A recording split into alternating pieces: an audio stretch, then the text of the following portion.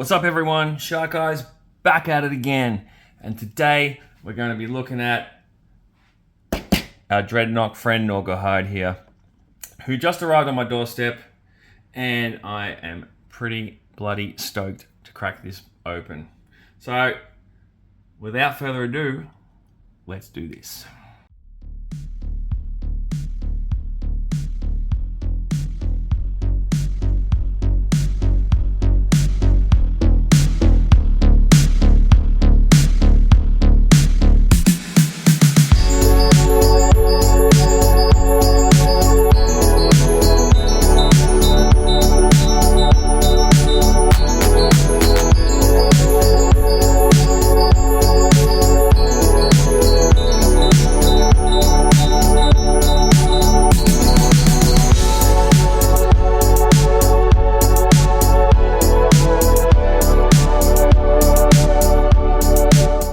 Now you see I've got the V1 here and I've got the modern 4-inch here.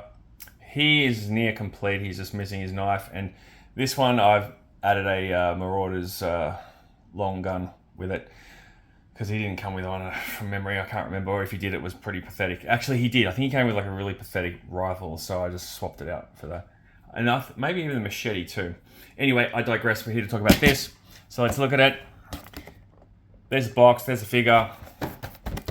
I'm not going to spend too much time on this. There's the back art. You've got Yubbo and Pork Belly. I'll look at a few things here. We'll get into those in a second, but let's go back to these because it's been a while since we've done one of these. And we're going to work from left to right. And the crossbones on the left, that with the money bag in there, that translates to mercenary. He's a level 2. Next one over. I see if I can get, it's probably a little bit hard to see these. The next one over is a like a rifle and a scope, and that translates to long range weapons. He's a level 4, so he's the top level of that skill set. The next one over, that is a money bag and something else. I can't exactly make it out from here, but it turns out it's black market deals, and he's a level 1, which is surprising considering he's a poacher, but whatever. And the next one over, which is a paw, that's for animal handling, which makes sense when you consider his pets. That's the packaging. Not going to do all the other crap. We're just going to rip into this figure. Alright, so we'll start with the figure. And we'll have a nice look at his face sculpt here. And you can see he's also got this tooth necklace and also dog tag necklace. And those can both come off, of course. And then you can see where he was swiped by some of the prey that he was hunting. And we get a good look also at the tattoo. It doesn't wrap around his head, it's just on the one side.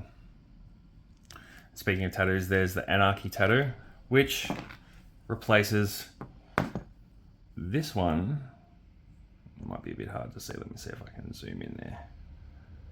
Which is the crossed out G.I. Joe tattoo. I'm guessing Lenny felt like he could improve upon that. And I'm happy with the Anarchy symbol. So yeah, let's look at that. I'm going to get back to the figure now. The vest is removable. Pectorals.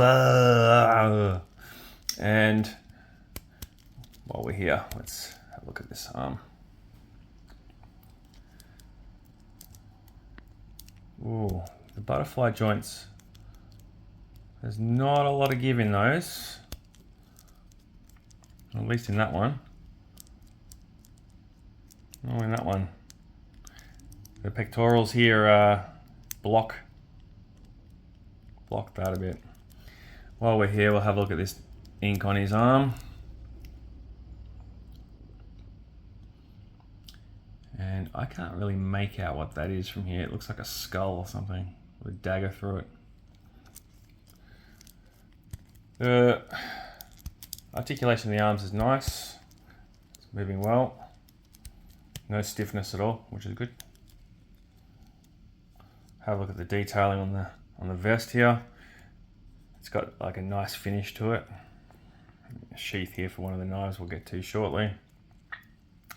I like the Archer's arm guard that he has here, which makes a lot of sense. Got some nice detailing on the belt. I don't know if this is reuse or not. I can't recall. I don't recall seeing it, but I could be wrong. Maybe Spirit? I don't know. And then he's got his blue cargos on. He's got a knee pad for when he's low to the ground and stalking his prey. Pretty sure those are the Duke shins. I could be wrong. Feel free to correct me in the comments. Some more pouches. Yeah, he looks pretty good. How's the articulation in the legs? His leg doesn't want to stay up that much, but the drop down hips are firmly in place, which is not a bad thing as well.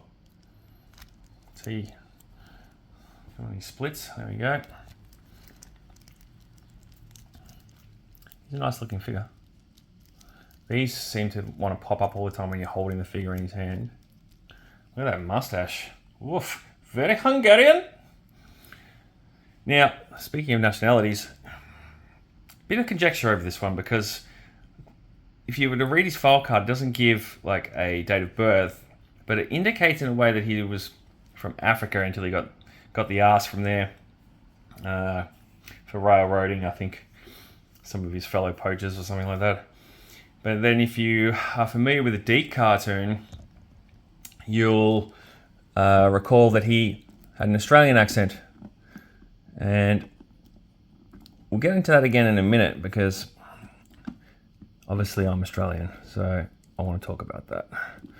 But I just want to get him to stand up, because he's being a bit of a pain in the ass. For a minute there. There we go. And we'll compare him to the vintage figure, actually. Let's have a look at that. I already had a look at the tattoos. You can see obviously this vest is a lot brighter and has a lot less detail, which makes sense. Definitely got the abs, right? Belt being different in color, has grenades on the back. And they got grenades on the front here. I already mentioned the tattoo. There's no tattoo on that arm. The pants, these are obviously a lot brighter blue, and this more muted blue is definitely more to my liking. The original figure has this knife sheath here.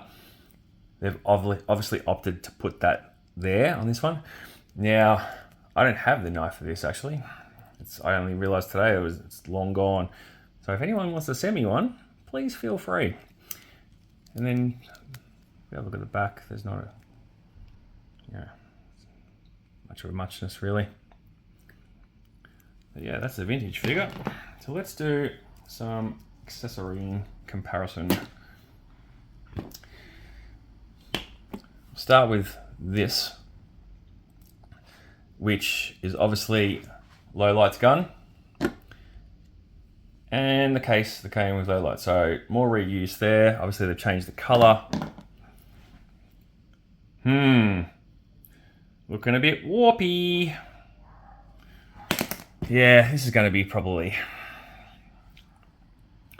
putting the parts bin, I think, and I'll get something else for it. Hopefully Gridiron have something. I'll have to have a look. But yeah, if you have low light, you know what this is about, but if not, I'll show you. You got the case in here. You know what? Because I'm not going to use it, let's stow it away. And that way, nothing will get lost in the meantime. And we can just kill two birds with one stone. Bipod comes off. Why is that not clicking out? There we go. Bang that in there. This is a really good example of how to make a gun case. Just throwing that out there for some folks. And there you have it, voila. And you can tote that around with him when he's on the prowl. Now for some reason, why is that not shutting? Something is obstructing things here. Hang on. It doesn't want to clip in there. There we go. No. That's it. Off to the side you go. Okay, on to his other weaponry, and that is his archery equipment. Now, if you have Shadow Tracker, you'll recognize both of these. As with that figure, they came in a black paint deco. These ones, they've obviously gone with the green and black and brown, which I do like. Gives it a bit more dimension. And this is not too bad in the warped department. Can live with that. And like Shadow Tracker, he comes with this arrow, which is a little warpy, but not too bad. Bit of heat will fix that. In the meantime, we're going to throw that in there. Ever wondered why we just get one arrow? Do you feel like that's a bit dodge? I don't know. But as you can see, it's not sitting flush. But that's that. While I've got this, let's do a comparison to his original bow, which was this one. Which do you prefer? Let me know. The more sort of modern compound bow or the traditional hunter's bow? Part of me kind of likes this one. I guess it's the less is more approach, maybe. Anyway, that's that. Actually, I will show you something, because I do have it here. I'm just going to clip something together. Bear with me one moment. And I come from a land down under. All right.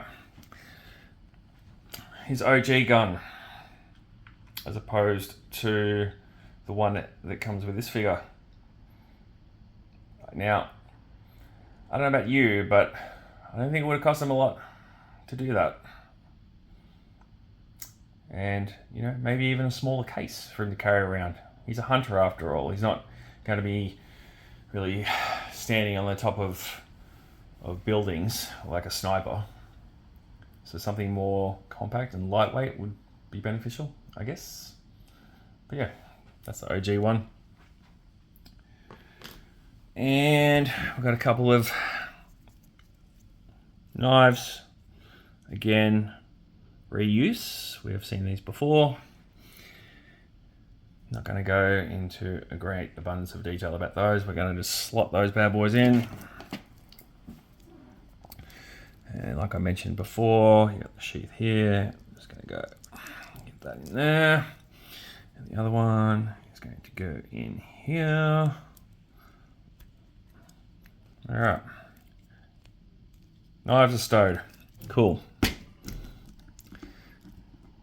That ab crunch isn't too bad with that vest, but his legs are giving me a bit of grief. Yeah, he doesn't want to stand up. Now, I don't know why. Like if you see that, like that's him standing straight, right? But look at him. He does not want to stand. Yeah. I have to maybe prop him back. You have to really put the chest up and out sort of to get him in an upright position. All right, so moving on to one of his more iconic accessories, and that is his Aussie style Akubra / Mick Dundee hat, and which does differ from the vintage one, which has some detailing which you can't really see because of the color. So this is clearly an upgrade. We like that. Very much so. Bang that on there. Now he's looking more like himself. Now, this is probably my favorite accessory of the bunch, because guess what? It's not reuse as far as I know. And that is his wrist shetty, as I like to call it, which is a hell of a nice weapon, especially when you compare it to the original. There's a lot more going on. These are going to be a little bit hard to sort of get them to sit, but detailing wise is a lot different. You know, the blade edge is similar, but you can see there's obviously a bit more curved on here, and it's got a serrated part here, whereas this one, it's got a little curve, but the handle on this is more like a rope handle, and this one has ropes around the handle. And you know what they say about that, don't you? That's not a knife. This is a knife. So you know what? Let's go ahead and bang that on him. Now, I don't know how easy that's going to be to get over the hands because of the gauntlet here. And definitely not over there. Ah, actually, you know what? Like the original, it just attaches over. That's cool. So you don't have to actually thread it. You don't have to take any hands off. You can just pop it over there like so. What's going to be the best way to... Now, it doesn't sit great over there, so we might have to go up the forearm perhaps. Oh, that's just bent. Look at that. Now, be careful with this, guys, because I can already see a stress fracture forming there. And that's just from me trying to get it on the wrist. Voila. I just quickly took the hand off and this little gauntlet here, or bracelet, whatever you want to call it, and it does sit a lot better over the arm. I'm sure I probably could have wedged it on there, but once I saw those stress fractures forming in the attaching points, I was like, nope, not going to push this. But there you have it. I think it looks pretty good like that. Daniel, mate, he lost his hat during that installation. But yeah, that's sitting pretty good there. You know what? That might be better. Yeah, he does not want to stand up easily, man. There we go. All right, now this is a part that I am a little annoyed about. I took our little monkey friend out of the package and his tail had snapped off. This is not articulated. As you can see, it was fixed in here and it's obviously come loose. So I didn't buy this from Hasbro, so I'm going to have to glue it, which is not ideal. But yeah, busted appendages aside, this is a little guy. He looks like you would not want to mess with him. Looks kind of meaner than Gnawgahyde himself, actually. The rest of the monkey is not articulated. The limbs are also static, for lack of a better word. The head does not move. Now, let's see how he sits up here. There you go. He will sit on the hat very easily. Now, I don't know if without his tail as a counterbalance, he'll stay there, but he appears to. No problems. So that's some nice design work by Lenny & Co. Now, I'm just going to see if I can sit him on the arm. Yep. He'll just balance there, which is great for photography and posing. He'll just sit there. I just have to move the arm out of fraction for that. And yeah, away you go. But yeah, he looks great. This is not so great. Nothing should be coming out of the packet broken. I get these things happen, but you know, when you're paying a premium for these deluxe figures, you know, come on guys, especially with all the reuse, make sure things are, you know, sent in a way that is not going to sustain any damage. And the thing was, when I saw that, I was just like, here we go again. Like, I didn't even get mad. That is what it is. Anyway, moving on. Boom. The big fella. Pork belly. Unlike his mate Yobbo, he is in perfect order, and you can tell this is where a lot of the money went. A lot of the money. We'll do some check of his. Look at this. Whee! The tail, unlike the monkey, articulated. Legs, you could do a great pose of him kicking the crap out of someone in the face. Great. Let's have a look at the face. Yeah, Tony absolutely killed this. I mean, it's a bit of a step up, really, isn't it? I do wish, though, that they'd given him white through the mohawk. Or his mane, depending on how you want to look at it. You know, the original... I don't think the original had a nose ring. No, it didn't. But yeah, this is definitely probably the best part of the set. I mean, the figure's good and all. Don't get me wrong, but this is pretty cool.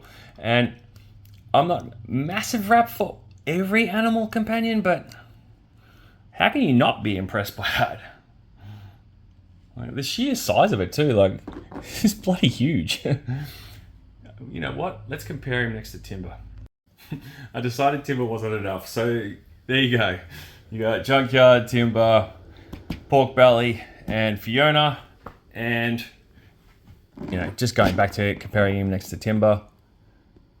If I move that leg forward, there, yeah, he's got a good head. Hang on a second, good head or so difference on him. Mutt looks like tiny. Oh, sorry, Mutt. Junkyard looks tiny compared to them. But yeah, that's the animals. So let's get rid of those and continue on with this. As you can see, Yobbo can sit atop old mate's head pretty comfortably. And if you're wondering what a Yobbo is, you still don't know, Yobbo is an Aussie/British term for someone who's kind of like uncouth, you know, a bit rough around the edges, or what you might say here in Australia, rough as guts. You guys might refer to them as, I don't know, trailer park trash. Yeah, somewhat similar. But yeah, that's what a Yobbo is. So I am saying that Gnawgahyde is Australian. There, I said it for the record. You can fight me in the comments or go argue with your mama. I'm not really fussed, but he's an Aussie. That's it. Simple as that. So we're just going to kit him up with this stuff. We'll see how easy this backpack goes on, which ironically, there's no strap to hold said backpack, which again, that's a bit odd if you ask me, a bit of a miss. And it's not sitting well because the belt is rising up. So I pull the belt down. Look at that. Look at this. It's hanging off. Hanging on by a thread. This is what I'm saying. And you know, that is lined up correctly. Let's try and pop that in.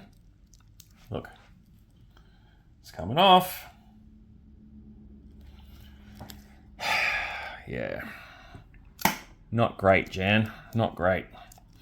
So, you know, without his backpack attaching on properly, what good is the bow? What good is the bow? What good is a figure that won't stand up properly as well? Oh, a monkey without his tail. Yeah.